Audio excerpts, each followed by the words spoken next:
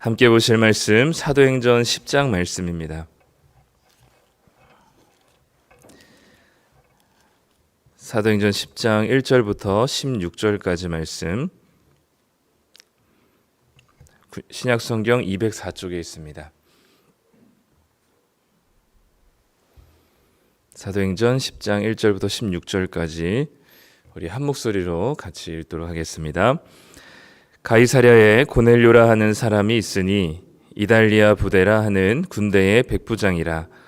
그가 경건하여 온 집안과 더불어 하나님을 경외하며 백성을 많이 구제하고 하나님께 항상 기도하더니 하루는 제9시쯤 되어 환상 중에 밝히 보매 하나님의 사자가 들어와 이르되 고넬료야 하니 고넬료가 주목하여 보고 두려워 이르되 주여 무슨 일이니까? 천사가 이르되 내 기도와 구제가 하나님 앞에 상달되어 기억하신 바가 되었으니 내가 지금 사람들을 욥바에 보내어 베드로라 하는 시몬을 청하라. 그는 무도장이 시몬의 집에 유숙하니 그 집은 해변에 있다 하더라. 마침 말하던 천사가 떠나매 고넬료가 집안 하인 둘과 부하 가운데 경건한 사람 하나를 불러 이 일을 다 이르고 요파로 보내니라. 이튿날 그들이 길을 가다가 그 성에 가까이 갔을 그때에 베드로가 기도하려고 지붕에 올라가니 그 시각은 제6시더라. 그가 시장하여 먹고자 하매 사람들이 준비할 때에 황홀한 중에 하늘이 열리며 한 그릇이 내려오는 것을 보니 큰 보자기 같고 내 귀를 메어 땅에 드리웠더라. 그 안에는 땅에 있는 각종 네 발 가진 짐승과 기는 것과 공중에 나는 것들이 있더라. 또 소리가 있으되 베드로야 일어나 잡아 먹으라 하거늘 베드로가 이르되 주여 그럴 수 없나이다. 속되고 깨끗하지 아니한 것을 내가 결코 먹지 아니하였나이다 한데 또 두 번째 소리가 있으되 하나님께서 깨끗하게 하신 것을 내가 속되다 하지 말라 하더라. 이런 일이 3번 있은 후 그 그릇이 곧 하늘로 올려져 가니라. 아멘. 네, 오늘 사도행전 10장 말씀 함께 나누도록 하겠습니다. 네, 어제는 우리 베드로가 두 번의 이제 기적을 일으키고 욥바라고 하는 곳에 이제 머물고 있었던 것까지 우리가 이제 확인을 했고요. 오늘은 욥바에 있는 베드로를 이제 고넬료가 보낸 사람들이 찾아오는 과정을 보여줍니다. 이제 10장은 사도행전에서 이제 제일 중요한 전환점 중에 하나인데요. 어제 말씀드렸던 것처럼 유대인들, 특히 예수님의 제자들이라고 얘기하는 그 사도들마저도 유대인들이었기 때문에 이 복음이 또 구원이 유대인들에게만 있다라는 아주 강력한 고정관념이 이 베드로를 비롯한 사도들에게 있었고, 이 경계를 뛰어넘게 하는 결정적인 이 사고의 전환이 이제 이 고넬료를 만나는 이야기였기 때문에 사도행전에서는 이제 복음이 유대 지역과 이스라엘에만 머물지 않고 전 세계 온 열방으로 확장되어 갈 것을 선언하는 장이기도 한 게 이제 10장입니다. 그래서 10장은 사도행전에서 되게 중요한 이야기인데요. 오늘 그 첫 번째 이제 앞부분의 이야기인데, 오늘은 고넬료와 베드로를 이제 오늘 본문에서는 좀 비교하면서 우리에게 보여주고 있습니다. 동일하게 두 사람 다 환상을 보게 돼요. 고넬료도 기도 중에 환상을 보게 되고 베드로도 기도 중에 환상을 보게 됩니다. 그리고 둘 다 하나님께서 무언가를 환상 중에 명령을 하시고 그거에 따른 반응들이 이제 나타나게 되죠. 먼저 이제 고넬료를 하나님께서 찾아가셔서 고넬료에게 베드로라고 하는 시몬을 집으로 청하라라고 이야기를 합니다. 보면 이제 고넬료가 3절에 보면 하루는 제9시쯤 되어라고 되어 있습니다. 이 9시라고 하는 건 오후 3시를 얘기하는데요. 이 오후 3시는 유대인들이 성전에서 또는 성전을 향해서 기도하던 때입니다. 그러니까 아침 9시와 그리고 오후 3시에 유대인들은 늘 성전에서 또는 성전을 향해서 기도하는 습관이 있었는데, 그 기도를 따라서 지금 고넬료도 기도를 드리고 있는 거죠. 그리고 앞절에 보면 이제 1절, 2절에 보면 그가 경건하고 하나님을 섬겼다라고 이야기를 합니다. 하나님을 경외했다라고 얘기합니다. 이 이방인 중에 하나님을 경외했다고 하면 보통은 이제 개종한 유대교로 개종한 이방인들을 가리킵니다. 물론 고넬료가 완전히 유대교로 입문했는지는 모르겠지만 적어도 하나님에 대한 신앙은 이 고넬료에게 있었던 것 같고요. 이 고넬료는 가이사랴라고 하는 아주 큰 도시의 군대 지휘관이었던 사람이었습니다. 하나님을 경외하는 이방인이었고, 그리고 사람들에게 인정받는 군대 지휘관이었고요. 그런 고넬료에게 하나님께서 잘 알지도 못하는 한 예수를 믿는 베드로를 불러 집에다 초청해라 라고 하는 이 하나님의 말씀에 고넬료는 즉각적으로 자기의 사람들을 보내게 됩니다. 즉 고넬료는 환상을 통해서 하나님의 말씀을 듣고 하나님의 말씀에 즉각적으로 순종하는 반응을 보이죠. 사실 고넬료의 이 순종이 어떻게 보면 되게 당연하다고 느낄 수 있습니다. 왜냐하면 우리는 고넬료보다 베드로가 훨씬 더 위대한 사람이니까요, 우리에게는. 그런데 고넬료 입장에서는 알지도 못하는 한 시골, 그리고 베드로라고 하는 한 사람을 자기의 집으로 초대한다는 것은 고넬료의 사회적인 지위와 그리고 지금 현재 상황들을 봤을 때 결코 쉬운 일은 아니었던 것 같아요. 그렇기 때문에 고넬료의 순종은 굉장히 의미가 있습니다. 반대로 이제 베드로 그래서 사람들을 보내고 난 다음 날 이제 한 이틀길에서 3일길 정도가 걸렸던 것 같습니다. 베드로가 욥바에서 또 기도하던 중에 이제 환상을 보게 됩니다. 오늘 말씀 9절에 보면 베드로가 기도하려고 지붕에 올라가니 그 시간은 제 6시더라라고 되어 있습니다. 우리가 아까 얘기했던 대로 6시라고 하면 이제 뒤로 그 6을 빼면 돼요. 6시를. 그러면 이제 정오 12시가 되는데요.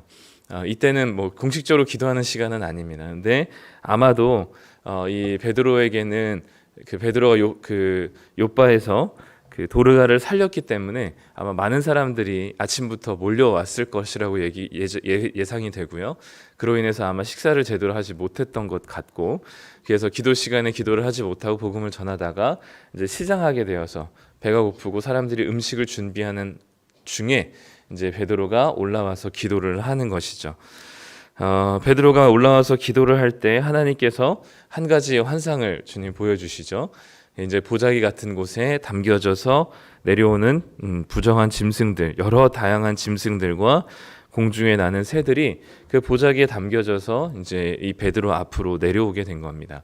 예수님께서는 그것을 먹으라고 소리를 잡아 먹으라고 말씀하셨고, 베드로는 그럴 수 없다라고 이야기합니다. 무려 3번이나 베드로가 거절하게 되죠. 이 3번이라는 숫자는 베드로와 참 연결이 잘 되어 있는 것 같아요. 베드로가 예수님을 3번 부인하기도 하고, 또 예수님께서 3번 나를 사랑하느냐라고 묻기도 하시고, 또 오늘은 잡아 먹으라는 것을 3번씩이나 이야기합니다. 그러니까 베드로는 무조건 이 3번이라고 하는 건 완벽하게, 온전하게 거절했다는 뜻이거든요. 그러니까 베드로는 한 번 하면 하고 아니면 아닌 것 같아요. 그래서 3번씩이나 하나님께서 내가 깨끗하게 한 것을 너가 속되다 하지 말라라는 하나님께서 말씀하셨음에도 불구하고 베드로는 절대 안 됩니다 라고 하면서 3번을 거절하죠. 앞에서 고넬료는 하나님에 대해서 완벽하게 아는 사람도 아니었고, 하나님을 경외하긴 했지만 또 하나님에 대해서 완벽한 이해를 하지는 않았지만 이방인임에도 불구하고 하나님의 말씀에 즉각적으로 순종했던 반면, 베드로는 너무나 하나님에 대해서 잘 알고 있었고 예수님에 대해서 완벽히 알고 있었지만 그럼에도 불구하고 하나님의 말씀에 완벽하게 불순종하는 모습을 보이게 됩니다. 베드로가 이렇게까지 하나님께서 깨끗하다라고 말씀하셨음에도 불구하고 베드로가 이렇게 거절한 이유는 아무래도 이 14절에 보면, 물론 이제 레위기에 보면은 이제 속된 것, 부정한 것을 먹지 말라는 율법이 있기도 하지만 14절에 보면 주여 그럴 수 없나이다. 속되고 깨끗하지 않은 것을 내가 결코 먹지 아니하였나이다. 즉 뭐냐면 지금까지 내가 이 부정한 음식을 단 한 번도 먹지 않았습니다라고 하고 있어요. 그러니까 레위기 말씀에 하나님이 이렇게 율법에 이렇게 기록되어 있기 때문에 제가 못 먹겠습니다가 아니라 지금까지 내가 이러한 것들을 먹어본 적이 없습니다라는 것이죠. 베드로가 이렇게 한 것도 율법에 근거한 것이기도 하겠지만 적어도 오늘 본문에서 베드로가 먹지 않은 이유는 하나님의 말씀보다 자기가 지금까지 지켜왔었던 신념과 자기가 유지하고 있었던 자기만의 틀과 형식들을 깨뜨리고 싶어 하지 않았던 것이죠. 베드로가 이것이 무너진다면 아마 자기 정체성이 무너진다고도 생각했기 때문에 이것을 쉽게 깨뜨리지 않으려고 했었던 것 같습니다. 간혹 이 새벽 기도를 굉장히 중요하게 생각하시는 성도님들 중에 평생 한 번도 새벽 기도를 빠진 적이 없다고 말씀하실 때가 있습니다. 근데 그 눈빛과 그 태도와 그 말투를 보면 그것이 아주 크나큰 면류관과 자랑이 되시는 경우들이 있으세요. 근데 그런 것들 보면 이 새벽 기도 한번 빠지면 이제 그분은 거의 이제 자신의 신앙이 완전 무너짐을 경험하시는 거죠. 물론 지금까지 지켜온 게 너무나 소중한 일이긴 하지만 그것이 우리의 결코 자랑이나 그것마저도 우리의 형식이 될 수 없습니다. 하나님께서 우리에게 주신 하나님의 말씀 안에서 우리가 그 말씀을 순종하며 나아가는 것, 이것은 하나님께서 그것을 속되다 하지 않기 때문인 것이지, 또 우리가 새벽 기도를 하고 하나님께 기도하는 것은 우리가 무언가 우리의 정말 신앙의 정체성과 그리고 이것을 빠지면 안 된다는 어떤 강박으로 인한 것이 아니라 하나님 앞에 우리가 날마다 나아가서 하나님과 교제하기 위함이지, 이것이 우리의 큰 신앙의 어떤 깨뜨리지 못할 만한 형식이거나 또는 우리가 반드시 고수해야 될 만한 어떤 그런 것은 아닙니다. 그래서 새벽 기도를 소중하게 생각하시는 분들 너무 중요하고요. 또 반대로 또 저녁에 기도하시는 분들도 너무나 소중한 일들입니다. 그래서 무엇이든지 우리가 지금까지 해왔던 우리들만의 틀과 또 개념과 관념 안에서 우리가 이것을 벗어나지 않는다면, 말씀을 통해서 벗어나지 않는다면 우리는 너무나 지엽적이고 폐쇄적이고 협소한 복음의 은혜를 누릴 뿐이죠. 신방하다 어떤 분이 그런 이야기를 하셨어요. 너무 그 기복주의에 대해서 뭐라 안 했으면 좋겠다라고 이야기를 하시는 분이 있으셨어요. 무슨 의미인지는 알겠습니다. 그러니까 저도 아마 그 시대에, 또 우리 지금 어른 세대에 저도 태어났으면 아마 기복주의적인 사고방식과 신앙생활을 영위했을 것이고요. 네, 그거는 저도 거기서 자유롭지는 못할 겁니다. 네, 하도 기복주의가 잘못됐다 이야기하니까 우리 그 어른 성도님들은 자기의 그 젊은 시절의 신앙이 열심히 뭔가 부정당하는 그런 느낌과 그런 생각이 들기 때문에 아마 그런 의미로 저에게 말씀을 그렇게 하셨던 것 같아요. 무슨 의미인지 너무나 잘 알겠습니다. 저도 그런 사고방식으로 신앙생활을 했었던 때가 있었기 때문에 그렇지만 그럼에도 불구하고 내가 부정당하는 경험이 우리에게는 반드시 필요합니다.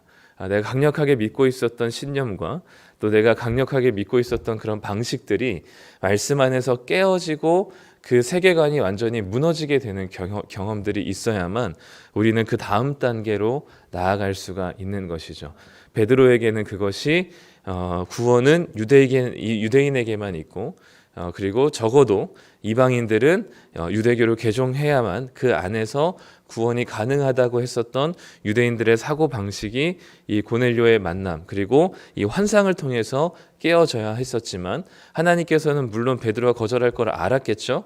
그런데도 하나님께서는 미리 고넬료가 보낸 사람들을 만나기 전에 하나님께서는 베드로에게 이 환상을 통해서 준비시키셨던 것 같습니다. 그래서 나중에 우리가 보겠지만 10장 끝에 보면 베드로가 아주 놀라운 고백을 하게 됩니다. 그것은 우리가 또 그 본문에 되면 한번 또 보도록 할게요.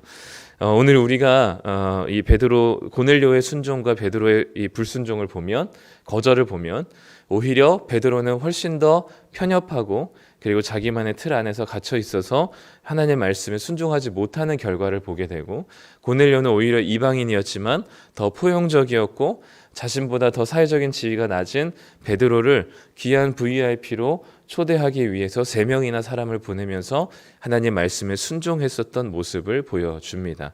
결론은 고넬료의 순종과 베드로의 거절을 보여주면서 하나님 안에서, 말씀 안에서 편견과 고정관념 없이 하나님의 말씀에 순종하는 고넬료의 모습을 보여주고 있는 것이죠. 그래서 베드로가 뛰어난 사람이긴 하지만, 신앙적인 사람이긴 하지만 오히려 하나님을 경외한다고 얘기했었던 고넬료보다 하나님의 말씀에 훨씬 더 이 거부 반응을 일으켰던 베드로의 모습을 보여주면서 우리로 하여금 다시금 도전하고 있는 것이죠. 우리 신앙을 더 다음 단계로 나아가지 못하게 하는, 성숙하게 하지 못하게 하는 나만의 고정관념과 우리가 배워왔던 개념들이 무엇인지, 말씀 안에서 우리가 깨뜨리고 그리고 말씀 안에서 점검받아야 할 우리만의 관습과 전통이 무엇인지를 생각해보고 그것들 안에서 우리가 말씀을 통해서 극복하고 그리고 깨어질 때, 그 우리만의 담벼락과 울타리가 깨어질 때 우리는 더 하나님 안에서, 복음 안에서 주님의 말씀에 순종할 수 있는 자, 그런 겸손한 자가 되게 될 것입니다. 오늘도 우리에게 주어진 삶을 살아가시되 우리가 생각하고 있었던 우리 나름의 신앙의 전통들과 관습들 중에 깨어져야 할 것이 무엇인지를 한번 고민하면서 오늘 하루도 하나님께 겸손하게 나아가시는 하루가 되시기를 간절히 소망합니다. 기도하겠습니다. 하나님 감사합니다. 오늘 말씀을 통해서 고넬료의 순종과 베드로의 거절을 봅니다. 나름 신앙이 있다고 얘기했었던 베드로는 하나님께서 깨끗하게 하셨다라는 말씀에 받아들이지 못하고 자신이 평생 먹어보지 않았던 그 음식에 속되다라고 규정하고 거절했던 베드로의 모습과 달리 고넬료는 하나님 앞에서 어떤 편견과 또 선입견도 없이 베드로를 초청하기 위해서 자신의 사람들 3명을 보내며 하나님의 말씀에 즉각적으로 순종한 모습을 보게 됩니다. 하나님, 우리가 바라기는 하나님 말씀에 순종하는 겸손한 자가 되기를 소망합니다. 주님의 말씀이 무엇인지를 바로 깨닫고 그것이 우리의 마음과 생각과 우리의 정서를 불편하게 한다 할지라도 우리가 그 관념과 우리의 울타리를 뛰어넘을 수 있는, 깨뜨릴 수 있는 우리의 겸손함이 있게 하여 주시옵소서. 그래서 날마다 하나님 말씀에 순종하며 하나님이 주시는 신앙과 복음의 풍성함을 누릴 수 있는 자들 되게 하여 주셔서 하나님이 얼마나 크고 위대하시며 우리의 생각과 우리의 마음에 다 담을 수 없는 분임을 우리가 깨닫고 그 하나님 앞에 겸손하게 나아가는 우리의 믿음이 되게 하여 주옵소서. 오늘 하루도 붙드시고 인도하실 것을 믿으며 예수님의 이름으로 기도드립니다. 아멘.